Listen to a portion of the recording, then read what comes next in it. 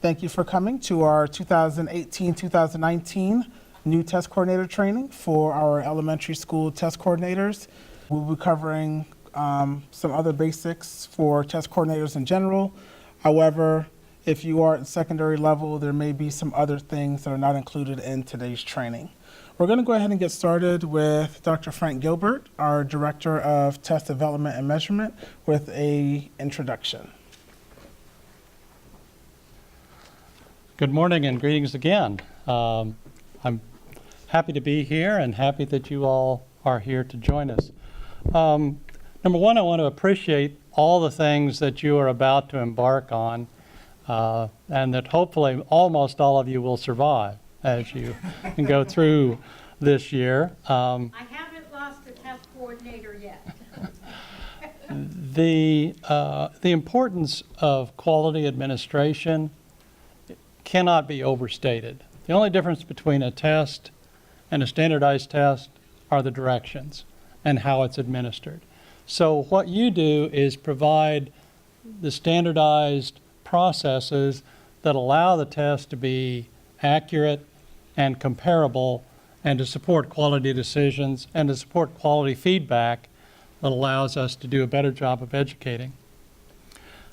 I'd like to announce there are no new big tests this year.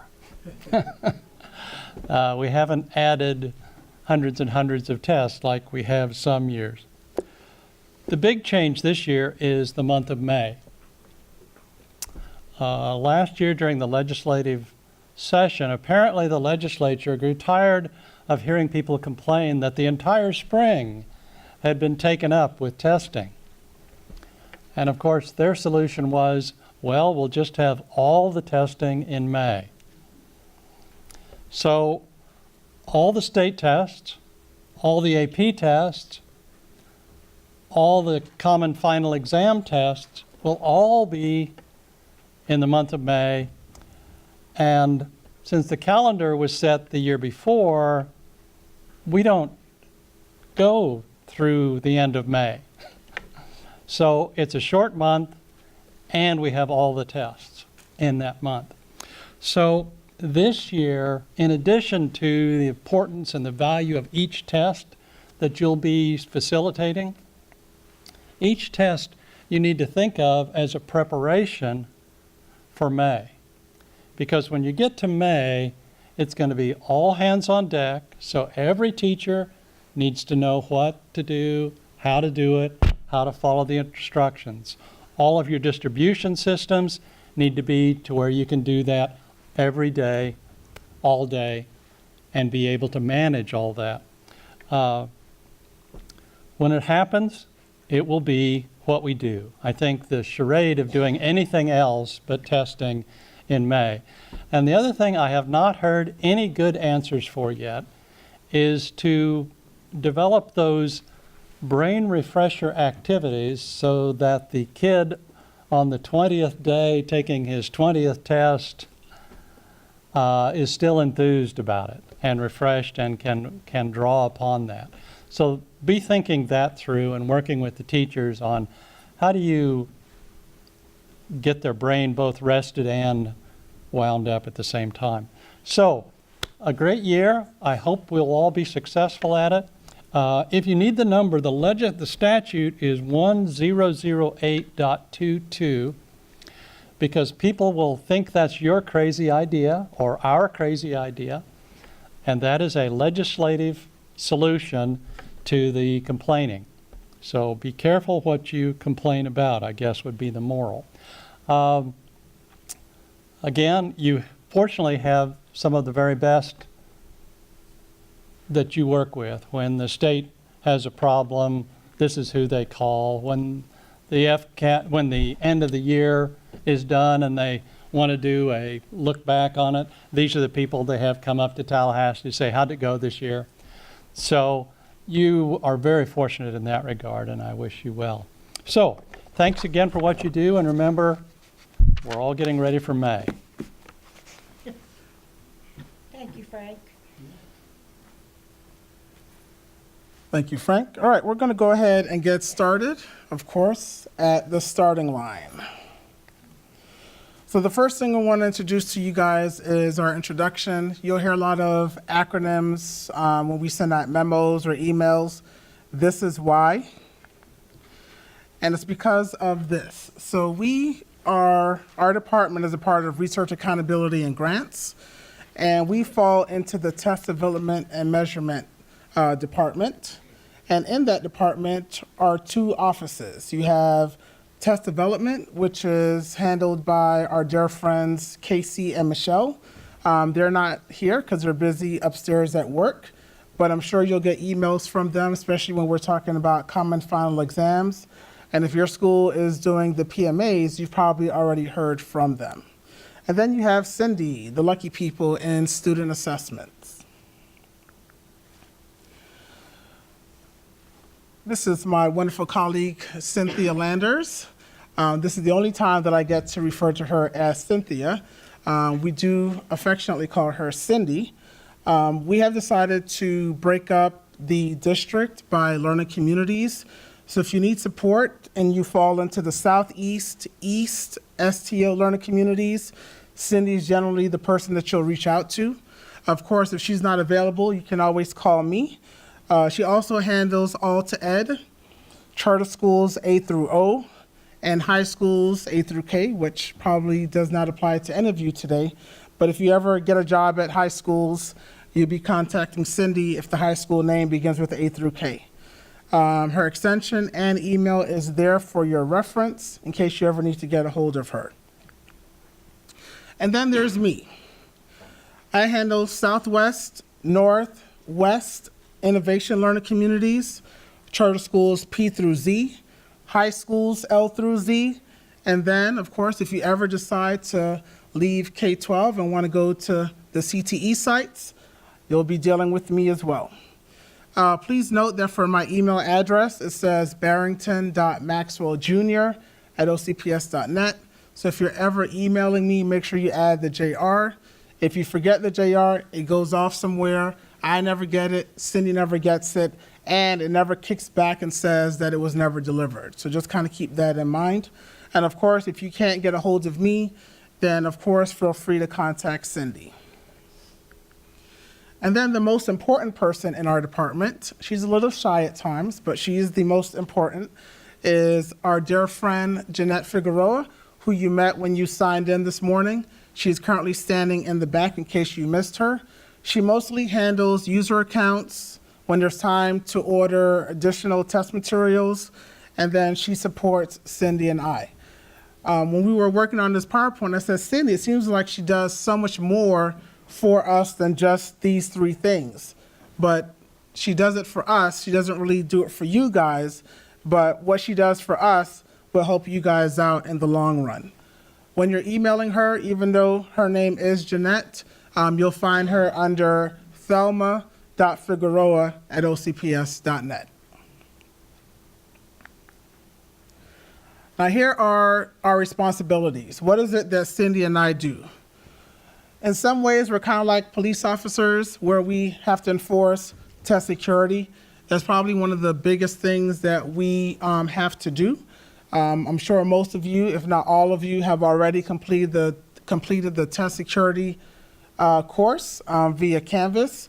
It's been much improved this year over those of late. We've gotten a lot of great feedback, and we have quite a few teachers, a couple thousand, that have already completed the course. That is largely thanks to you and your principals at your sites. We also create. We try to be creative. Sometimes our creativity is a little controlled, so to speak, by the state. When they send us our state PowerPoints, we try to be as creative as possible with them, but we like to be creative. We provide the training. We also provide support to all of our school test coordinators. And then, of course, your principals, we support them with anything related to testing, as well as parents, because sometimes parents do call us, so we provide support to them. In most cases, we will refer them back to you. However, one thing Cindy and I don't believe in doing is blindsiding you. So generally, if a parent calls us, the first thing I'm going to do is find out why they're calling. Then I'm going to tell them, hey, let me give you a call back. The next person I'm going to call is you. And then I'm going to say, this parent called about XYZ. Can you provide me with some answers? Or I may say, hey, I need a favor. Can you do this special thing for me this time? A lot of times I call and ask a lot of favors. Just tell me yes, all right? And then we communicate. We'll call you, we'll email you a lot. That's probably the greatest way in which we communicate with you. Keep in mind that in addition to supporting you, we also support the rest of the district. So there may be other things going on that may require us to email you sometimes more than once in the same day. Of course, we facilitate the reporting process for testing. And then, of course, we work with other departments to make your life easier. Got mail. All right. If you remember AOL from years ago, thank God AOL is gone, because if that sound was played every time Cindy and I got an email, we probably would be hearing it in our sleep. Keep in mind that when we send emails, they will largely come from the student.assessment account. Generally speaking, for our mass emails, we don't send them from our primary accounts unless it's some big emergency. But generally speaking, so that you can track emails from Cindy or myself, generally speaking, you want to look for the student.assessment at ocps.net. If you do have specific questions, though, do not reply to this, because we don't actually check emails that come into this account. We prefer that you email us directly. All right, so here are the tests that we handle K through 12. We have the FSA, which is our ELA and math assessments. We have the statewide science, which you'll be given to your 5th grade students. We have the FSAA, which some of you may be handling as well at your school. That test is for students who are not able to take the FSA. We have our Access for Ls. If you have the job of being CCT, you know what Access for Ls is, or if you're going to be the test coordinator for this test, Access for Ls is a test that we use to check student English proficiency. Then you have your common final exams, which we give to our 5th graders at the end of the year. And then you have your national and international exams. Now, this isn't given widespread. Generally, there's a sample population that the state notifies us that we need to test. We'll contact you and your principal, letting you know that you have hit the lottery and you get to administer one of these tests. The great thing about these assessments is that because of their notoriety, especially NAEP, you'll hear about in the news a lot, you get to see how your schools, how your students are impacting education on a national and international level. And then these are some tests that we provide strictly to your level, which is the Flickers, which you guys are in the midst of working on now, and iReady, which is also going on right now. So of course, how many of you volunteered to be test coordinator for 2018-2019? Nobody. Oh, one person. Ah, thank you. All right, so there's only one crazy person here. We know that this is a difficult job, not to scare you, but we believe in being upfront. It's a good job. I've done it at a high school. I loved it, so I'm probably a little crazy myself. But we're going to get you started from here and take you to the very end in May. So first things first, our IMS page. This is where you'll find pretty much everything you can't find in an email or test manual. Of course, you see it's broken out into our elementary, our middle school, and high school assessments. That way you have the information that is specific to your school level. On our IMS page, generally all of them are laid out this same way here. Generally, there'll be a banner of some sort on top. If we're going to be conducting any trainings online via Safari Montage, if you click the banner, it will take you directly to that actual training session. Below that, you'll notice that we have the calendar dates. Those are the dates for the testing window of that particular test. And then off to the left, you'll see where we have our training materials. That will be any recordings we've done for that training and the PowerPoint so that you can download it. In the middle, we have our resources, which of course is any supplemental materials that we have. There are times when test coordinators will create documents, and if we find that it's something that will be beneficial to all of you, I will post it there so that you can use it if you find it helpful to your school as well. And then, of course, we have our parent letters. Generally, we provide the parent notification letters in English, Haitian Creole, and Spanish. I don't know why I forgot Haitian Creole, but those are the three languages. We know that there are other languages that our students speak, but these are the ones we're able to have translated as they are the most common. So again, that's the banner. If you're ever looking for any trainings, if you missed an email about Safari Live, just come to the site, click on the banner, and it will take you right there. This is the calendar, as we stated before. Training materials. Every time we do a training, this is where you'll find them. Resources, and then parent communications.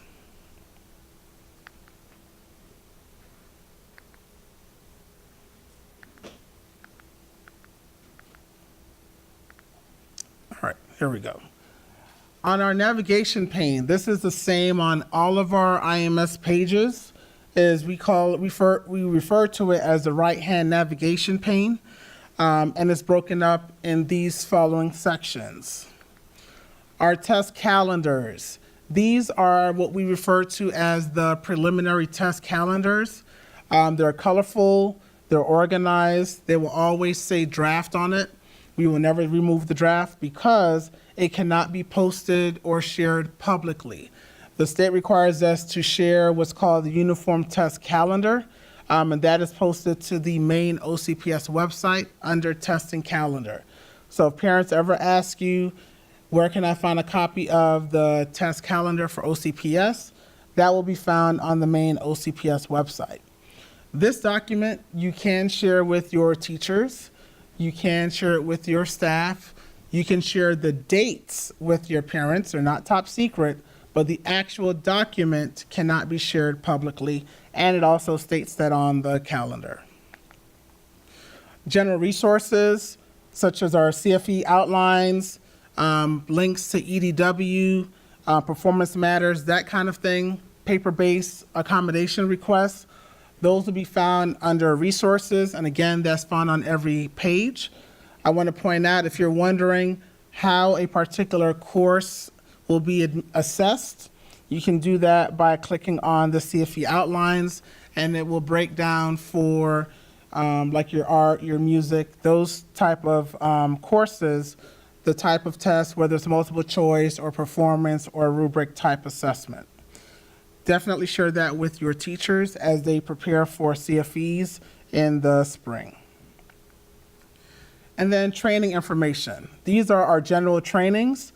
All of your teachers should have been registered into the Canvas Test Security Training course.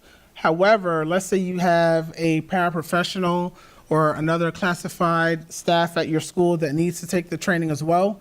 They can click here to be enrolled directly into the course. At the end of September, we will be having what's called the test security training for non-OCPS employees.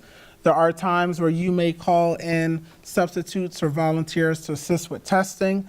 They must also complete this training.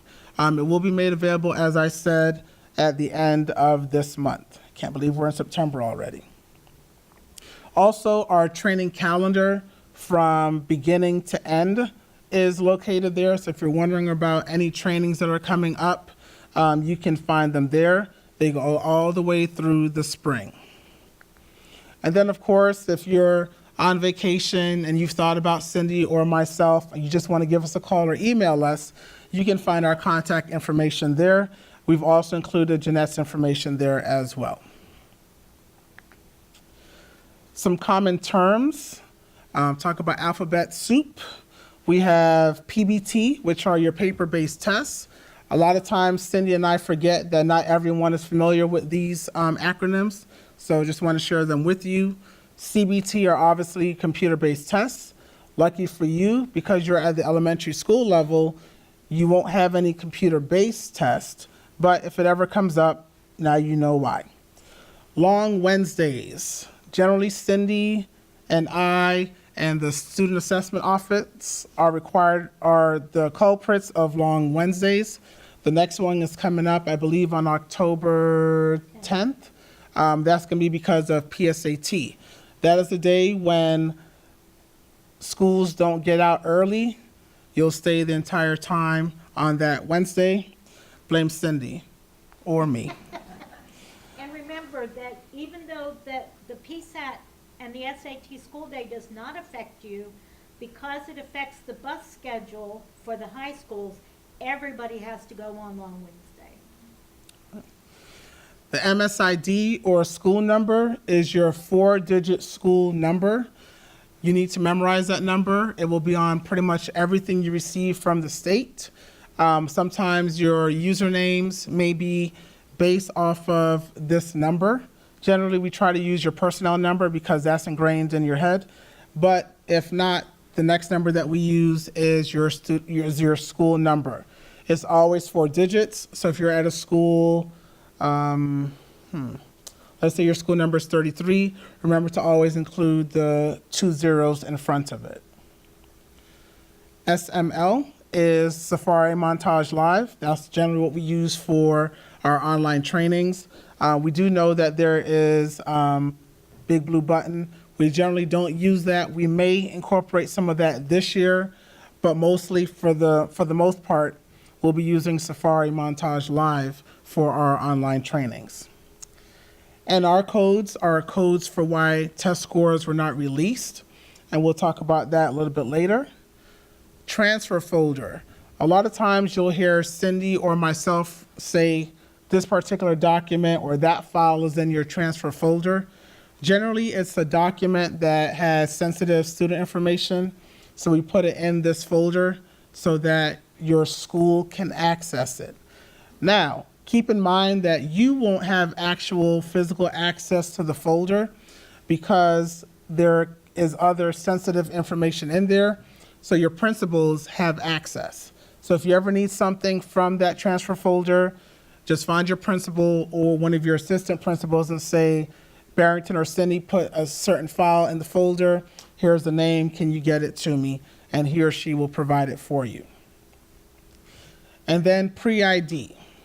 So of course, because your job requires a lot of work, the PreID process is where Cindy and I contact ITS and we say, these are the students, or these are the parameters of students that need to be tested for an upcoming assessment. They provide us a file, we upload it to the system so that you don't have to go in and hand enter all of the kids that are going to be testing at your site. Now keep in mind, these files are never super duper perfect, so there may be times where you are looking for a student that's not on the file, and luckily, outside of Flickrs, you can add kids to the system that were not included in the upload file. Speaking of Flickrs, in case you're wondering, we use a nightly upload process that is supposed to, keyword supposed to, nightly update kids that are missing. We do know that that is not always the case. We have been in contact with ITS to make sure that those kids are getting uploaded.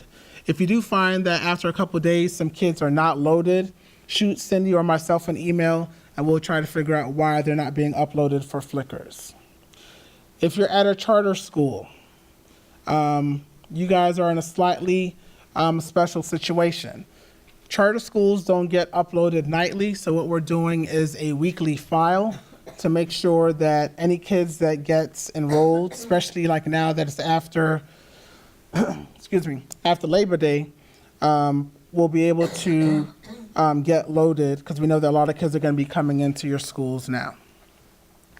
And with that, I'm going to turn things over to Cindy. Good morning, all. Good morning. Okay. let's talk about you. You are the test coordinator. You manage, you plan, you facilitate all of the stuff that has to do with testing. We very jokingly sometimes call me the queen. If I'm the queen of all testing, you guys are the queen, princes, kings of your domain for testing. And I mean that very seriously. You all have been through the training or will have been through the training.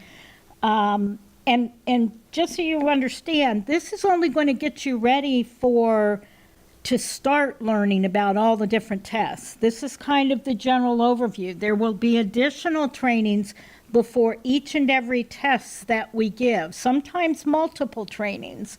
Even though you do paper-based, there will be some computer work for you to get ready for paper-based training. So there's lots of trainings there. You are the one that needs to take control of testing in your school. If you have folks telling you, well, we didn't do it that way last year, and you say, that's fine. We're doing it this way this year, because very often things change. It's a whole new world for elementary moving to paper-based testing from computer-based testing. And a lot of elementary schools haven't done this in a while. You did one school grade last year, and I think you did like 2 tests the year before that. So big paper-based testing is a different animal. And so don't get caught up with maybe somebody knows more than you do. You need to say, I am the goddess and gods of testing in my school. And you are, because you always have access to Bear and I.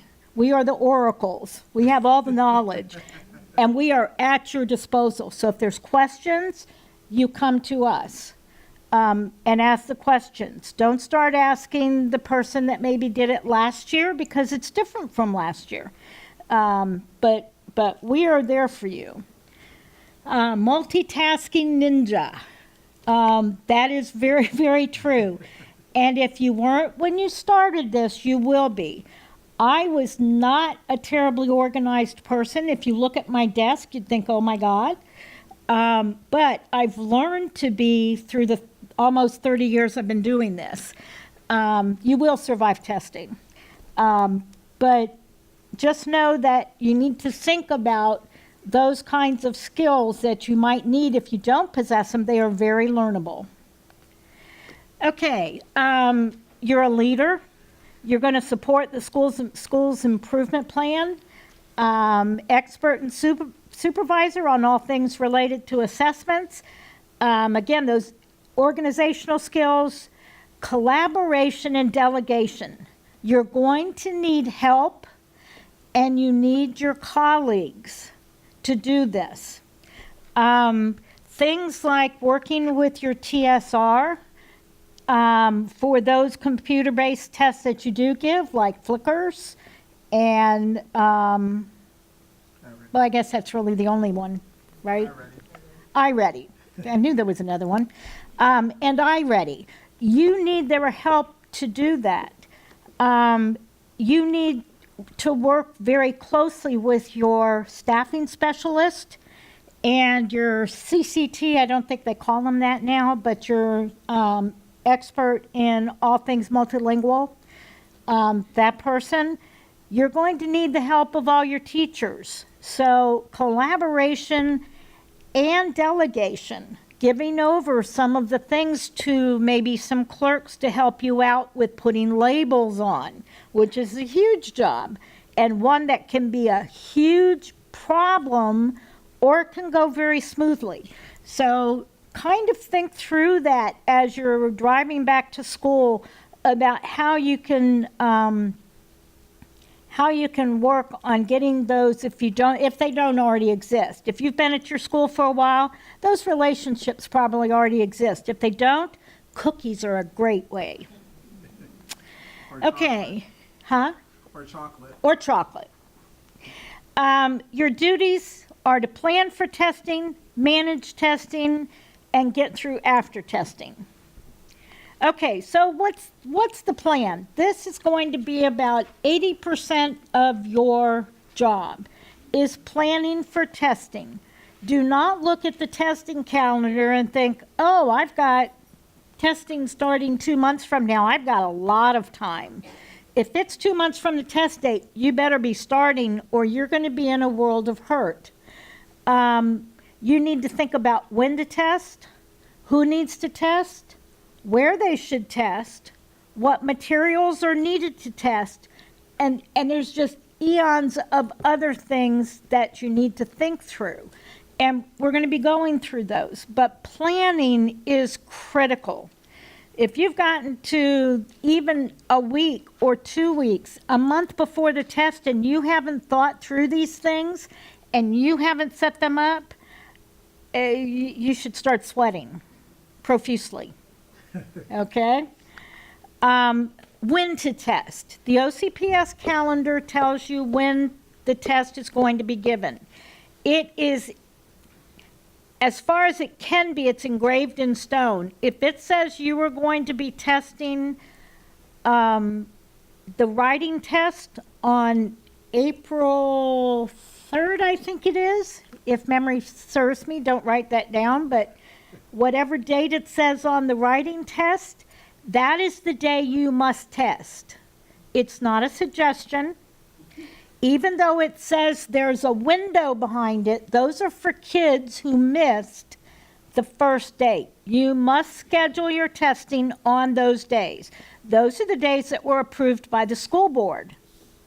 So make sure that you understand that those are the days you have to test. In the past, we've had some schools that look at it and say, well, that's a problem. We've got something going on that day. Let's test the next day or 2 days from there. That is not acceptable anymore. You cannot do that. We no longer have big windows, and it's up to you to pick the days within that window. Okay? It is always subject to change, with that said, and not by us. If there is a change to the testing schedule, it's going to come from the state. And of course, the state guides all. So if the state comes down and says, nope, you can't test on this day, you must test on this day, which they have in the past, then we will change it and let you know. I don't anticipate on any big changes this year. They've been pretty consistent the last couple of years, but you never know with the state. Okay? You're going to consult your test administration manual for specific information about how long to test. This is not one that you guys use. This is the end of course, but it will look very familiar, except yours is going to be a lot bigger because it's going to be for the spring testing mostly. But if you look at the inside cover, and every manual that comes from the state looks identical to this. But if you look at the inside cover, there's a mess of information on the front of that. And that'll tell you exactly what the timing is for each test. If there's multiple tests in a manual, like it is generally for the spring FSA, where it's reading and math and writing, it'll give you all of the timings on there. It'll tell you who to test and if there's any caveats about extra time or anything like that. But the setup of every manual, this is your Bible. All the manuals are set up exactly the same. They have that on the front cover. There's information about before testing, during testing, after testing. They generally include the scripts. Occasionally they don't. That might be a separate document. And then you've got the appendices in the back. But this is your Bible. As soon as you get a hold of this, mark it up, tab it up. We've sort of experimented with tabs last year, and I got some pretty good feedback. So we're going to try to give you tabs this spring so you can tab them, and so you can, the important pages. We're going to work on that for this spring because got a lot of good feedback from it when I shared it last year. All of your accommodations are in each one of these manuals. So do take that. This is a big part of your planning.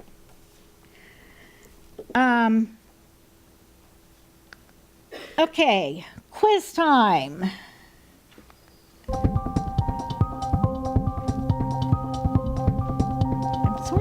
something. Music for the quiz. Okay. Where is the preliminary test calendar found? On the OCPS webpage, on the Student Assessment IMS page. The preliminary calendar is no longer available on the OCPS internet site and is only available to OCPS employees. How many think A? B? C? D? Oh, you guys are smart. Yes, it's on the Student Assessment IMS page. Okay. When to test. Again, we've talked about the calendar. The calendar always highlights the specific test date, the makeup testing window, which test to be administered, the grades, and whether it is paper-based or computer-based. So every one of the tests has one of those little, and it's usually got a different color on the each different test. And all of the tests, if you click on elementary calendar when you're on our IMS page, it'll bring up about a 3 or 4 page document with all of the tests you're going to be giving this year. Question? So we are starting in April, not waiting until... The only tests given in April are 3rd grade reading and writing. Okay. Everything else happens in May. Okay.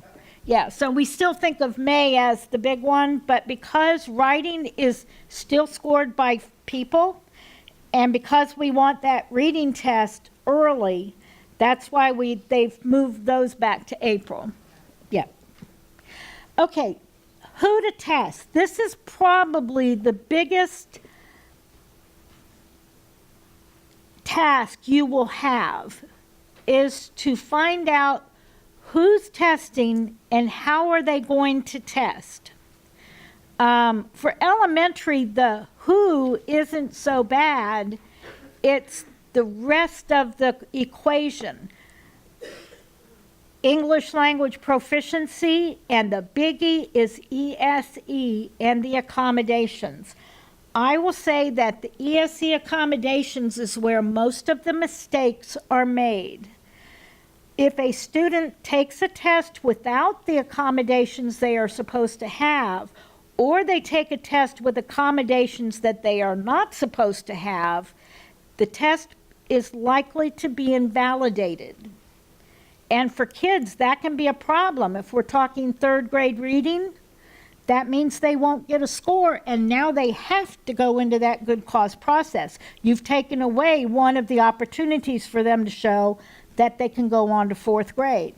Of course, at the upper levels, and I think we have a few people in here from the upper levels, it could mean they don't get to that, they miss that opportunity to take the graduation test. Okay, so very, very critical that we get on top of that as who you're going to test.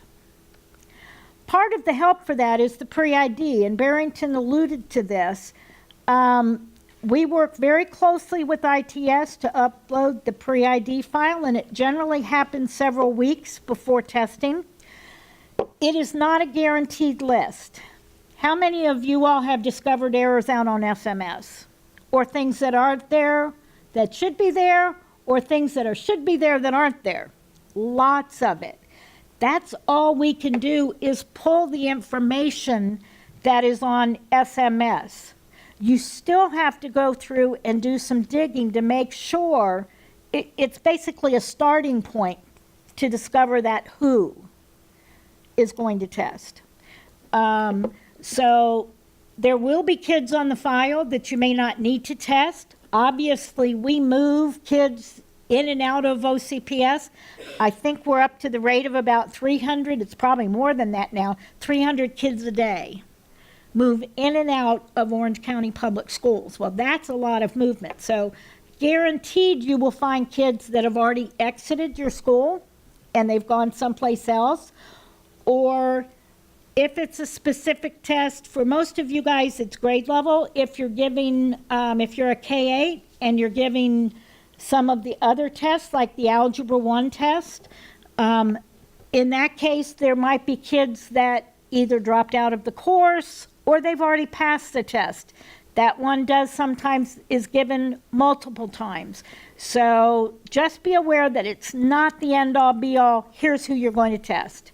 It's very fluid right up until the day of testing. Okay, so how do you find those? There are some resources for you. If you don't know about these, go back and talk to your assistant principals. EDW, which is the Educational Data Warehouse. I don't think anybody calls it that anymore.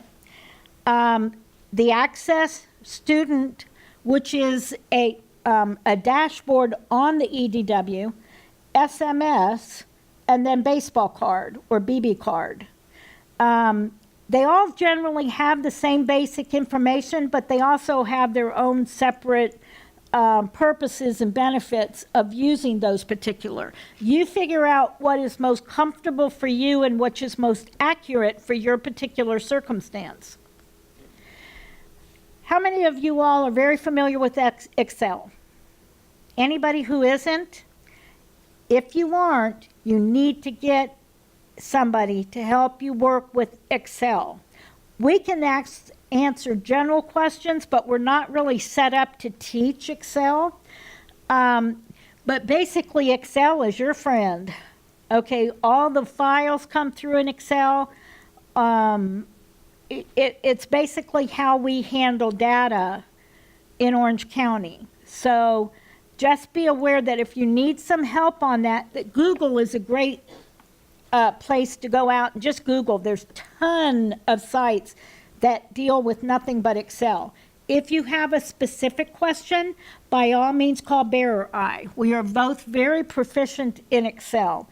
And if it's some specific question, just realize that we aren't set up to really teach you how to do Excel if you don't know how to do it. Yes, ma'am. Question, maybe going back to the previous slide.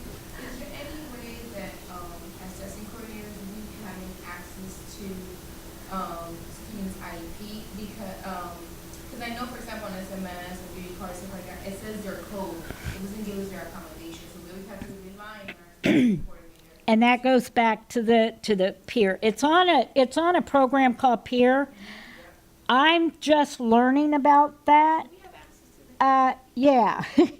Let me look into that. That's actually not a bad question. But you still want to make sure that you get with that staffing specialist, because very often what you'll find is that and if you didn't hear her question was, could you all have access to Peer, which holds the actual IEP and the accommodations that the student gives. We're actually working on a program, two things. We're working on a program which would give you access to that.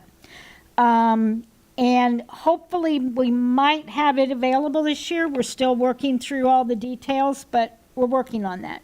The second thing is, even though we're going to look at getting you access, you still want to maintain close ties with your staffing specialist, because sometimes those accommodations are not very specific.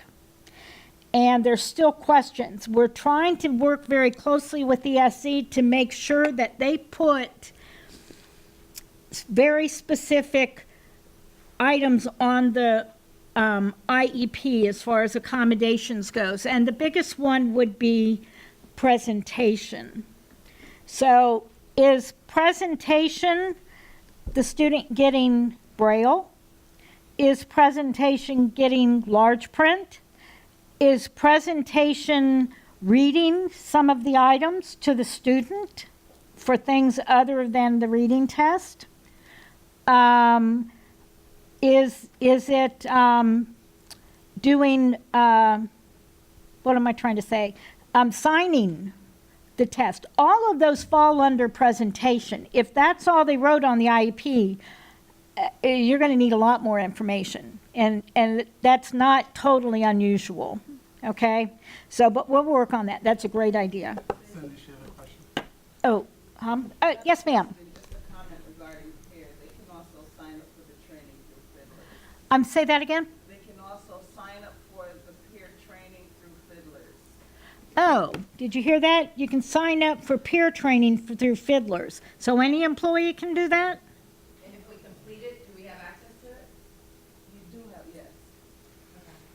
Okay. Well, I'm going to check into that, and we'll send some information out if we can work on that. Thank you for that.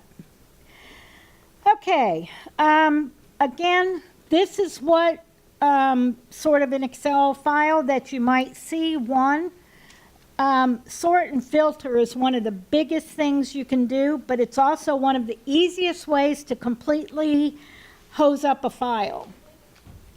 So if you're doing a sort and filter, you must select the entire file to do the sort. And he's showing you there how to do it. And then if you filter all the different fields, and then you can go ahead and click and then sort on the specific schools, or you could also select which schools you want to see visible. But if you were to try to do this without selecting the whole file first, and you did a sort on it, and you only selected one particular field, it would just sort that one particular field. It will not sort the entire spreadsheet. Okay, so just if you think you need some tips on that, get with your TSR. They're usually pretty good with Excel. Just kind of talk to your API. They generally have taken classes in this. So it is your friend, but you do need to know some of the tips of using it. Okay, finding students. The Enterprise Data Warehouse, if you need school level access, your principal must submit a heat ticket. It is not something that Bear and I can give you access to. To get onto it, you go to edwbi.ocps.net. And you use your OCPS login credentials to gain access. It's pretty simple to get on once you have access. So if you've never been on it, you probably don't have access, and you need to go to your principal for that. It's very useful for pulling reports based on grade level enrollments for specific tests or grade levels. There's a ton of reports out there. They're all organized within what we call dashboards, and that's the nomenclature that they use on the website. K12 School contains reports specific to your school as a whole. Okay, so you might just need to poke around there once you get access to that. Okay, Access Student is a dashboard within EDW. And it contains reports specific to student demographic information, okay? It can be very, very helpful. It was initially a standalone platform, but they rolled it into the EDW now. So you'll find that as a specific dashboard.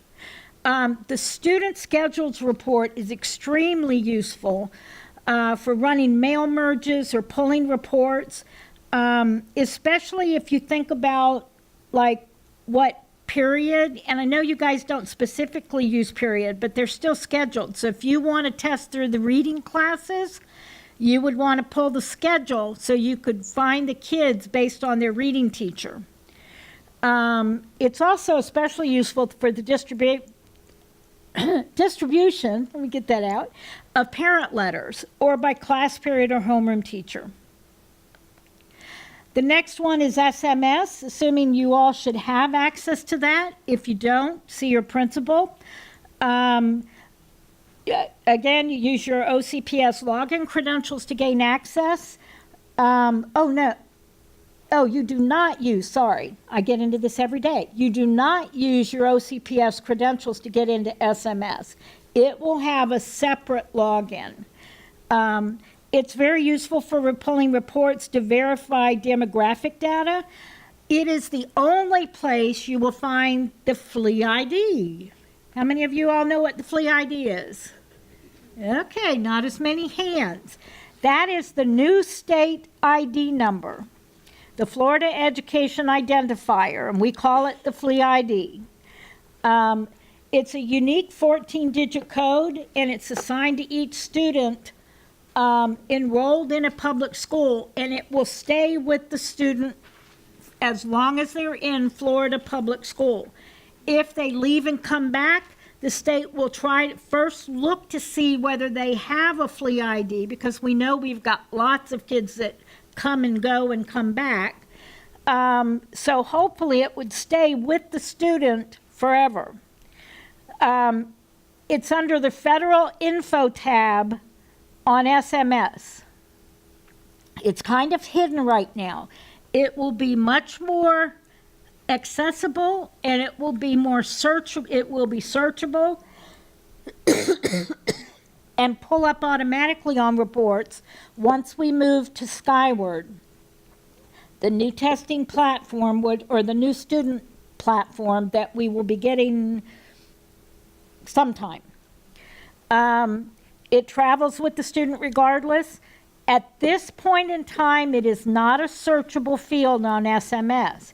However, occasionally, the student enrollment team pulls a list of all your kids with flea ID numbers and puts it in the transfer folder, which we've already talked about. So just be aware that that's there for you to use. Sometimes we can't do that on a daily basis, but at least it gives you some control over looking those and looking kids up. And the most commonly known is baseball card. It's on Unify. How many of you all know baseball card? Okay, pretty generally not. If you don't, get with your reading coach or somebody. They probably know Unify very, very well. And as always, you can always ask us. To log into Unify, that one uses your network credentials, and the same applies to Performance Matters applications. It's very useful for pulling historical reports. If you want to see a student and all of the different tests they've taken so far, which for you guys is very important, especially like at third grade, if they've previously taken, or as we get to the end of the year, did the student pass the iReady? Did the student pass FSA? And determining whether the student needs to go into good cause or not. It's very easy to use. You can share a link or you can download it to Excel.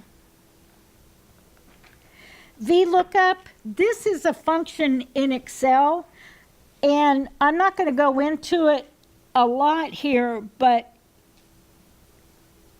if you have several different files and you want to match them up in Excel, VLOOKUP is the way to do it. You'll match students on either their SID or their flea ID. Now, when you're working with the files, even though all of the state tests use the flea ID, you'd still want that SID, which is their normal 4800 number. You would want to put that on the file because that is a very unique, very stable ID number within Orange County. And again, for more information on using VLOOKUP, check out the Microsoft Office support. Okay, the lookup value, that's the cell that has the data you want to look for as a match, so it would be either the SID or the flea ID. Table array, the table, other spreadsheet you want to pull the data from, so you'd have a main file and then the other table you want to match up to it. The column index number is the number of the column that contains the info you want to bring over to the first spreadsheet, and then the range lookup. So it's a little bit, you know, first time you do it, it can look a little daunting, but try it with some smaller files and just get to know how it works. This can be a very useful tool for you. Okay, rostering students. This is another big thing that you're going to be doing. Basically, rostering is something you do before the test. This is part of the planning process. You're going to create a roster for each room that you have students in. Think of it as giving the teacher a list of kids that she will have along with accommodations, along with any of the other information, what time the test starts, group code information, which is something we'll talk about later. But this gives her all of the information that she needs to know who she's going to test and how she's going to test them. The fields are populated by using the enrollment report via EDW. The time column is something that indicates the specific time the students report for testing. If you are using both morning and afternoon test times, this is important. The heading is useful for rostering students for testing as well as parent letters, so it's a good one to use for your mail merge. If you're distributing by a certain teacher or class period. And again, the fields are best populated using student schedule report on the Access Student Database.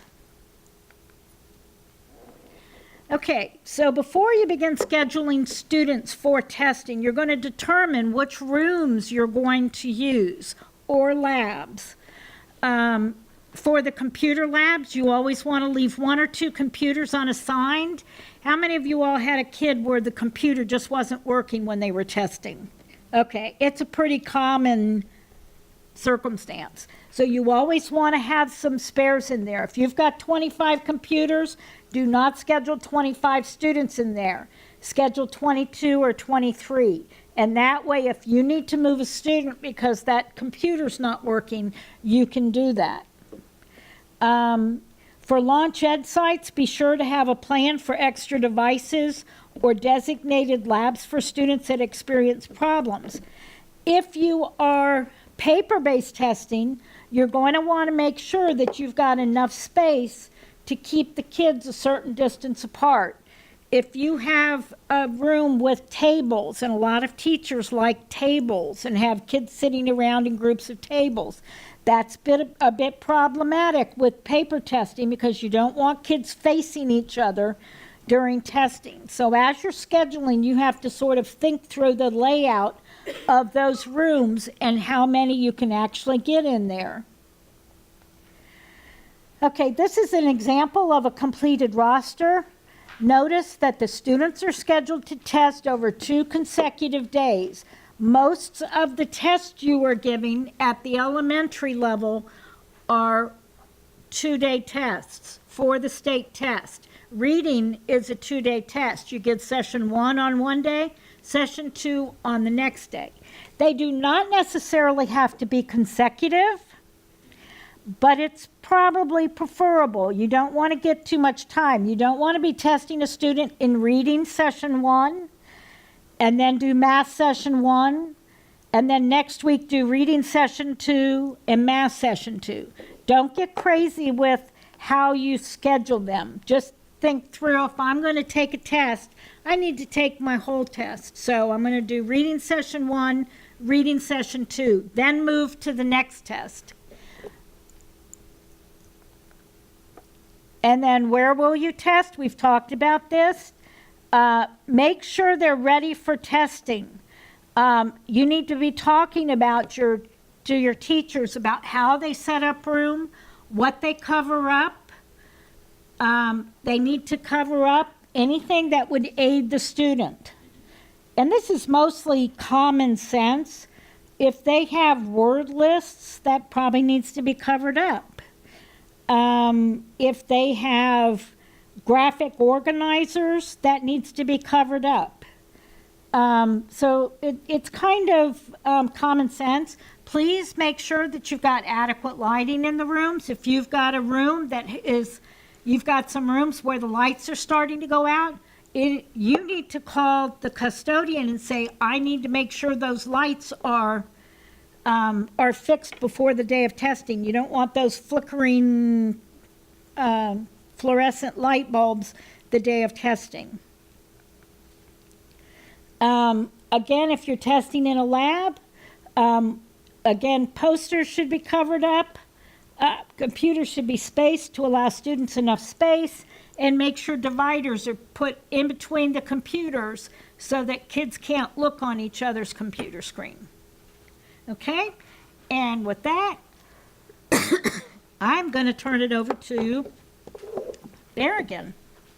Who's the boss? As Cindy had mentioned before, when she first got started, you are the queen, the prince, the princesses of your domain. You are the boss of testing. When there's a problem with testing, the first person your principal is going to come to is you. We're going to make sure that you are out of trouble with your principal. So the first thing is you need to know, once you've determined when you're going to be testing and who you're going to be testing, you need to determine who will help you with testing. Of course, you guys remember the story about the hen who was making bread and nobody wanted to help. But everybody wants the end result to work in their favor. So the first thing you want to do is you want to create a list of potential test administrators and proctors. Generally speaking, these are going to be the teachers of the students that are going to be testing. So you wouldn't want to pull a kindergarten teacher to help you test third grade students, because then who's going to be taking care of those kindergarten students while testing is going on? Now, as Frank had mentioned earlier, it will require all hands on deck, but you want to be strategic in the people that you are pulling to help you with testing. Once you pull your list, you want to decide who's going to be a test administrator, who's going to be a proctor. Those are two different roles, and we're going to talk about that in just a second. And then, of course, you want to make sure that if you're choosing someone to be a test administrator, you want to make sure that they don't have a 2-week cruise planned for the day of testing, because then, of course, what will happen is you're going to be expecting them to be there, and then they don't show up, and then that creates a nightmare on the day of testing. So here's the difference between a test administrator and a proctor. We get this question asked quite a bit, so I want to point out the differences between the two. A test administrator is any OCPS employee. They can be a bus driver, they can be a principal. Principals are not immune from being test administrators in the room. Generally, it's not their most favorite thing to do, but I will say that there are schools, I don't know if any of you are at them, but there are schools where a principal will help out and administer or proctor a test. We know that they are busy, so generally they don't get stuck doing that, but there are some that will say, hey, schedule me a day or a time and I'll come in and administer the test. I also want to point out that a test administrator does not have to be a certified teacher. That was a rule way back when, but that is no longer the case. The test administrator is in charge of the test administration process in the testing room. The proctor is there to provide assistance, but just like how you are responsible for testing at your school, that test administrator is responsible for testing in that particular testing room. The test administrator signs the prohibited activities and the test administration and security agreement. Those individuals have to sign both of those documents. A proctor can be an OCPS employee, so it can be a certified teacher or a classified personnel, but it can also be a substitute teacher as long as you have trained him or her. This individual assists in the actual testing room to make sure that testing goes off without a hitch. They may hand out passes, help distribute materials, et cetera, et cetera. They are not responsible for the actual materials. They're just there to provide assistance and to help monitor the students. That individual that's serving as a proctor only needs to sign the test administration and security agreement. Now, there are times when you may assign somebody to be a test administrator in one room today, and then tomorrow that individual is a proctor. So if you're going to be doing that, make sure they sign both documents. Also, test administrators and proctors must complete the test security training. We've already talked about how most of your teachers are already doing this, especially those that are doing iReady and Flickers, so great job with that. And then, of course, they must adhere to the Florida Test Security Statute and the rule. And then, of course, if you have parents, I know sometimes, especially at the elementary level, Johnny may have his mother teaching 5th grade, if Johnny is a 5th grader, his mother cannot be his test administrator or proctor. He'll need to be in a room with another teacher or proctor.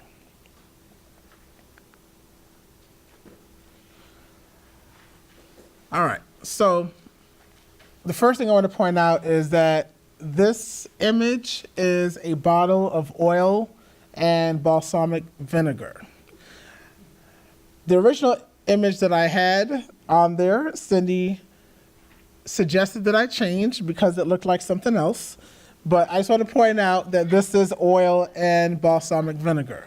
Notice that the oil and the vinegar is not mixing.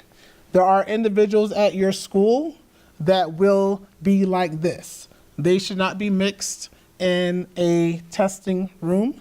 You know who they are. They don't get along. Sometimes they may not be knowledgeable, that kind of thing. So just keep in mind that oil and vinegar don't mix.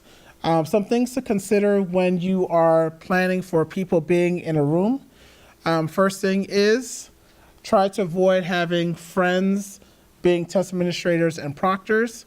The reason why we say avoid this is if something is happening that should not be happening, chances are if your friend is in there, you may not want to report that individual, or it may put you or that individual in a sticky situation. And of course, our priority is maintaining test security and making sure that our students have the best possible environment for testing. If you have 2 teachers who have very domineering personalities, again, they're probably going to bump heads. You know these individuals, or if you don't know them, you will get to know them throughout the year. Be like Santa.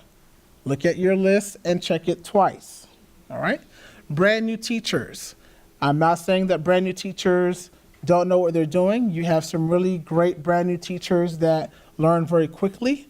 If you find that that person is a leader and can serve as a test administrator or proctor with another person, then absolutely put them together. But if you know that they're brand new, they just got there 2 weeks ago, chances are you probably don't want to put them and another brand new teacher together.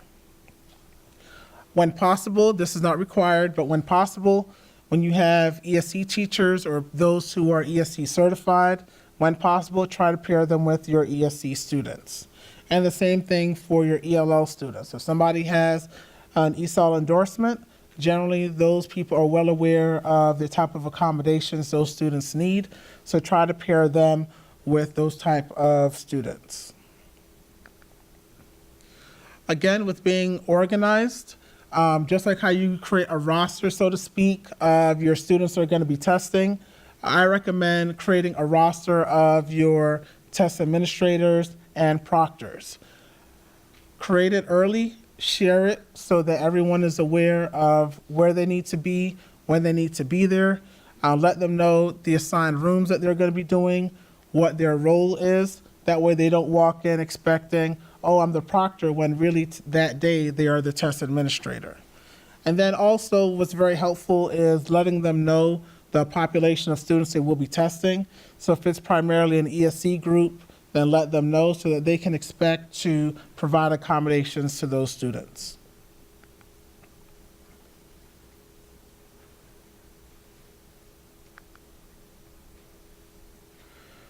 Then, of course, just like how Cindy and I provide training to you, you'll be required to provide training to your test administrators and proctors. Right before any test administration that happens, especially in the spring, we will provide you with training, and then you get to provide a similar training to your test administrators. Of course, you will include information that is specific to your school, such as, for example, in each of the scripts, there's always an option A or an option B. I had a test administrator last week ask me, well, how do you know when to read option A or option B? Well, you are the boss of testing, so you get to decide if they read option A or option B, depending on the scheduling or parameters at your school.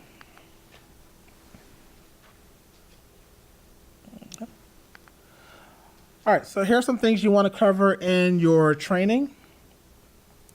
Glossary of terms or acronyms, so that, of course, they're not as familiar with testing jargon as you are. So you want to make sure you share that with them. You want to make sure that you talk about accommodations. For example, some accommodations are acceptable on a math test, but are not acceptable on a reading test. You want to make sure that they are familiar with that. And of course, which accommodations can be provided to your ESE, your 504 plan students, and your ELL students. You want to make sure that if you're doing a computer-based test, that they are aware of the login credentials. For example, with Flickrs, for those of you that are an OCPS site, we have the GPO accounts, and you want to make sure that your teachers know what to log in on those computers. Let them know how to access and navigate the test administrator site. For those of you that are using Flickrs, you want to make sure they know where to go in to find student login names in case you forgot to provide it. Just little things like that will be helpful to the test administrator.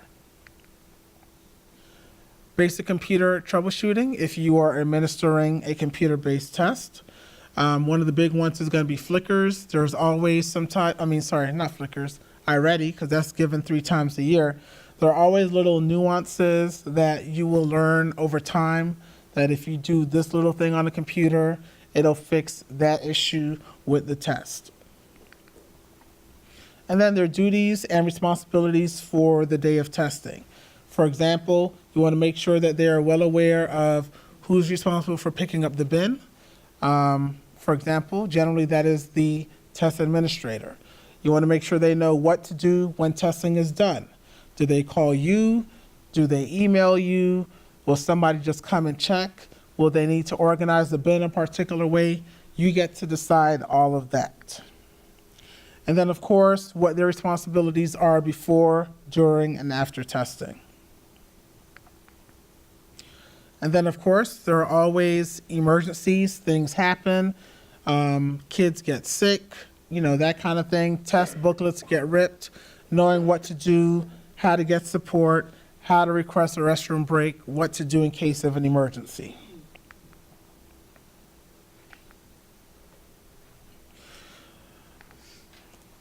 You want to make sure that a part of the training, you also include the finalized test administrator and proctor schedule. You want to make sure that you highlight any important pages in the manuals and where to find the script. Of course, you'll be real familiar with the manual, them not so much, so help them out a little bit. Instructions for reading the script, as we talked about, you get to choose if they read option A or option B, or in some cases, option C. How they should be marking attendance for your students.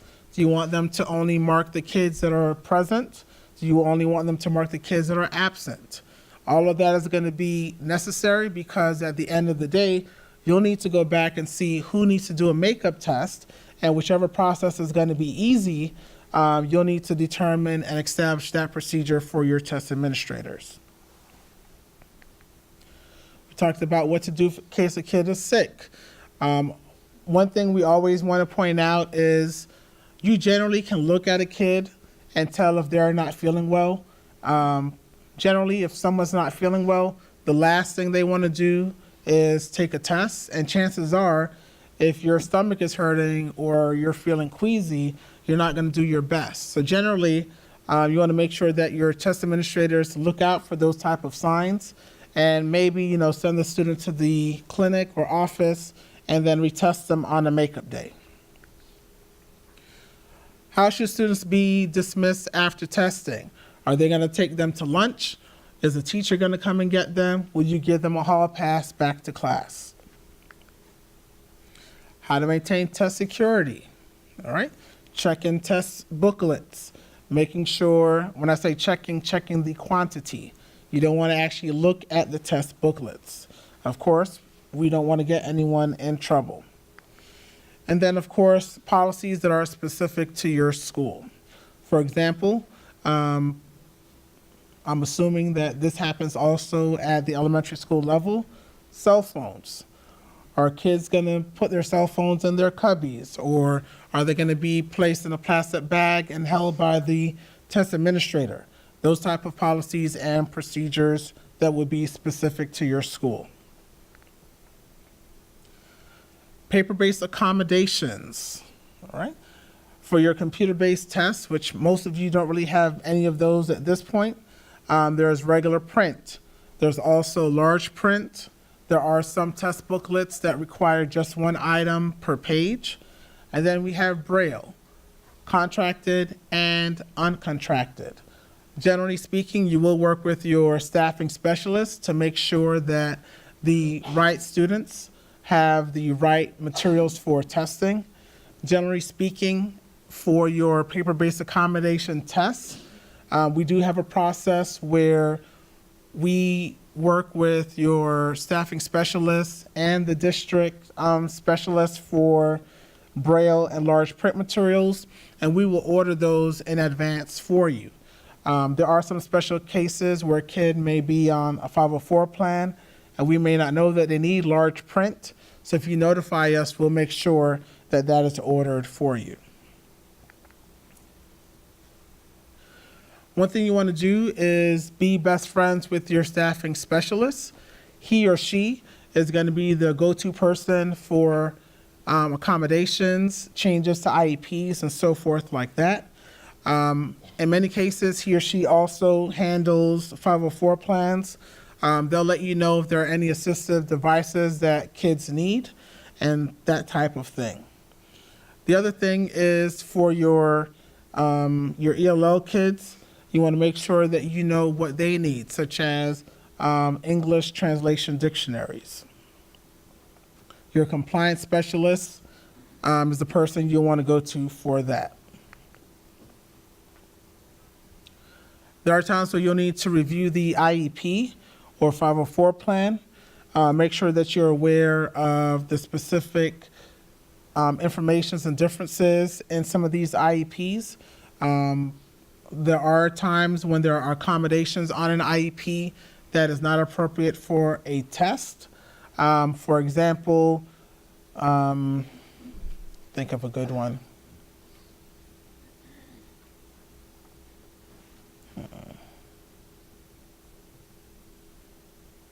Drawing a blank. All right, I'll do a simple one. For example, highlighters. Some students may have highlighting on their IEP. Generally speaking, it's not that it's prohibited. You can highlight in a test booklet, but you cannot submit that highlighted test booklet. So just make sure that you're aware of situations like that. Also, make sure that you're aware of the ELL status codes, such as LY versus LF. LY means that that student is currently being served. LF means that that student is was previously being served but has exited the program. I believe TN, if I remember this from so long ago, means that they were tested but did not qualify as an ELL student. Receive, yes, ma'am. The highlighter thing. Yes. I know that we have considered that. You said that you cannot submit that test booklet. So do they get two testing booklets? So what you would do in a situation like that is the student would test with a test booklet. He or she would highlight in that test booklet, then the answers would have to be transcribed to a new test booklet. All right. All right, how many of you order from Amazon? All right. A lot of times during my, I probably shouldn't tell you that. I will. A lot of times during my lunch break, I'll look through my personal email and sometimes, they send you coupons and special codes to order stuff that can be on sale. And then, I don't know if you're like me, but even though I ordered it today and they say it's coming in 2 weeks, I get home and every time I hear a truck pull up, I think what I ordered is being delivered. That is how you're going to be when your test materials are on its way. You're going to be like this individual peeking down through the blinds to see, hey, are my test books here as yet? When we know that materials are going to be delivered to schools, we will notify you. We'll send an email saying, hey guys, be on the lookout for your test materials. Notify your front office staff so that he or she can be aware that these are coming and notify you as soon as they are delivered. Once they come, generally speaking, you'll receive them about 2 weeks out before the testing. You can count them through the shrink wrap. You're not allowed to open them until 1 week prior to testing. I know that you'll have a lot of materials to handle, but the state mandates that you do not open the shrink wrap until 1 week prior to testing. Make sure you verify your counts and that you then lock up your materials in a secure place. There's also a form in your manual called the chain of custody form. You'll need to complete that the minute those materials arrive at your school site. Basically what that form does is it shows who's responsible for those documents while they're on your campus. Something that is very, very important is the number 3, all right? For the cabinet or room where your test materials are being stored, no more than 3 people may have keyed access to that room. So when you get your shipment, right, you probably will have, say, 20 boxes. If you have a cabinet large enough to fit those 20 boxes, the only person who can have keyed access is you and 2 other individuals, right? If you don't have a cabinet and they must be stored in a room, the same applies. You and 2 other people. And that count, the 3 people, includes custodians. So if there are 2 other people who need to have access to that room and a custodian needs access to that room, then somebody's not going to have access, or the custodian likely is the person who gets their access revoked. Generally speaking, when I was testing coordinator at my site, the custodian didn't come in the room while I wasn't there. So we made, I don't want to say a deal, but we made arrangements so that they would come, and I try to be real clean anyways, but if they had to come in, change the garbage, vacuum or anything like that, it was done while I was in the room because they could not access that room while I was not there. Testing bins. Once you get your materials, now you have a week before testing, you can start working on your materials. These are some things that you may want to consider for your testing bins. You're not required to have all of these things in there, but we deem them helpful to your test administrators and proctors. Generally speaking, what you want to do is start working on your bins about 2 weeks prior to testing so that the main things are in there already: rosters, pencils, Kleenex, all that good stuff. And then the last thing you need to add is your test booklets and or answer sheets. Yes, ma'am. For the roster, can we still keep the student number and the PID, or it has to be both? Generally speaking, I recommend using the PreID number on the roster. I know that most people don't like the sound of that, but the reason why is because what's going to be on those labels is the PreID. So it gives the teacher or proctor another point of reference for knowing what the kid's PreID number is. When I pull my roster with SMS, I know that it's in there will be referred over. When I do an expert, do you know any chance of it's not happening? It will not have the PreID. However, what will have the PreID is you can pull a list of PreIDs from baseball card. All right, so that's kind of the workaround to that. For testing bins, I do want to point out, rumor has it that some schools use Ziploc bags, Publix bags, no bags for testing materials. I don't know how that works. I recommend using testing bins. They keep everything organized. They keep things from being wrinkled. I don't like wrinkled papers. That's just a me thing. And then, of course, you know, when pencils start moving around, they write on stuff that were not intended. So that's why we recommend using bins as opposed to bags and so forth like that. Make sure that you have a process for bin pickup at your schools. What times can they come and pick them up? Where can they pick them up from? Make sure, of course, that they count the materials prior to leaving the testing room and that they sign out the bin, because now they're saying that they are responsible for that actual testing bin. All right. Also, you want to make sure that they are aware of how materials should be arranged. And this is going to help you in the long run when it comes time for you to have to empty those testing bins. The day of the test. This is my favorite. It's because you get to use your imagination, and all the things that you've been planning is going to be based off of the day of the test. So what you want to do is you want to envision what should test day look like, from the test administrators to the students to your school administrators. What should the day of testing look like? You want to make sure that test administrators and proctors know what to do once kids are in the room. Are they going to be creating a seating chart? Whose responsibility is it? What will be the process for storing electronic devices, right? Should kids have their book bags in the front of the room or in the back of the room, or should they leave it in their cubby? You know, that kind of thing,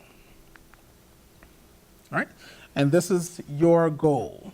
This is what testing should look like on the day of testing. Everybody able to do their testing in a nice, clean, quiet environment. GPO account. You guys won't have to deal with this very often. In fact, the only test that you have to worry about a GPO account for now is flickers.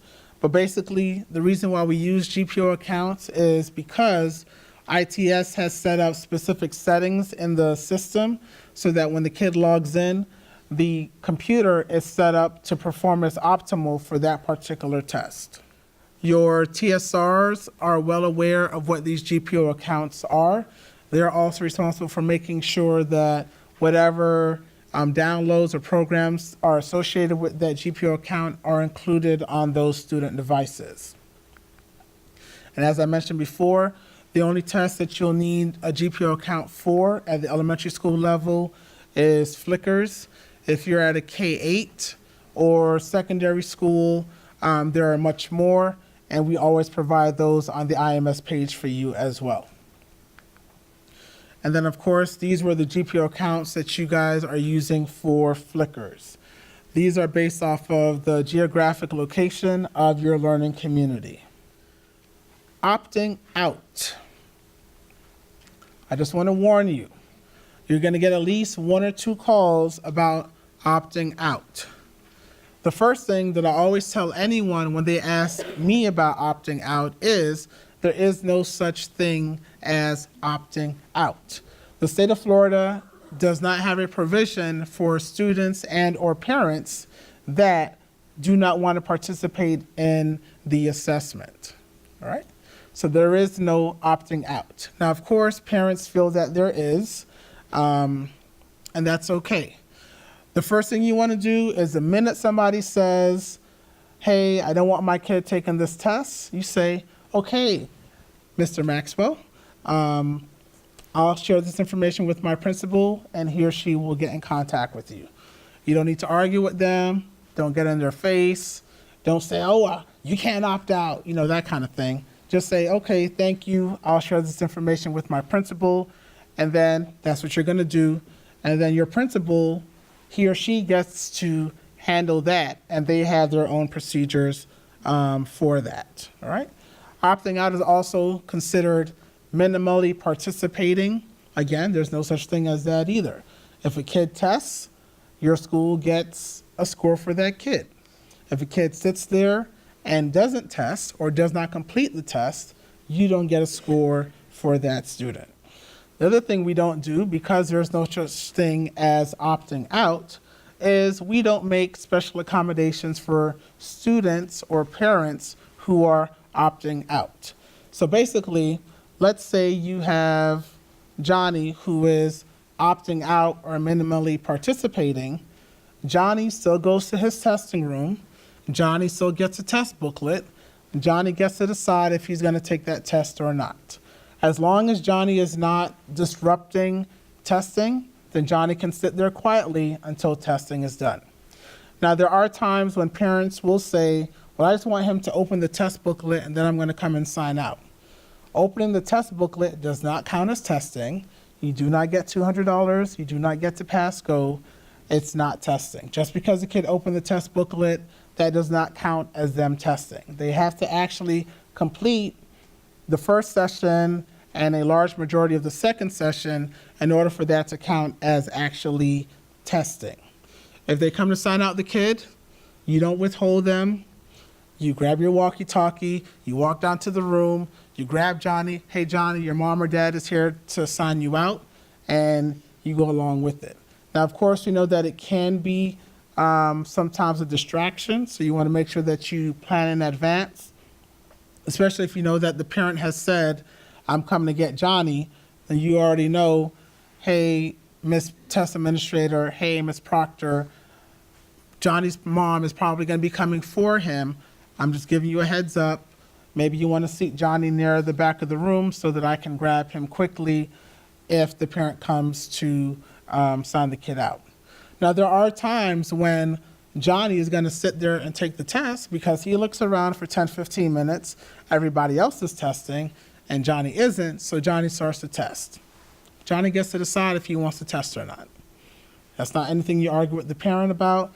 You just let them know. We don't make any special accommodations. The student will receive a test. He can decide not to test or to test. It's up to that student. All right. And with that, the time is now 9:34. You just got a minute. We're going to give you a quick 10-minute break, but we'll see you in 10 minutes.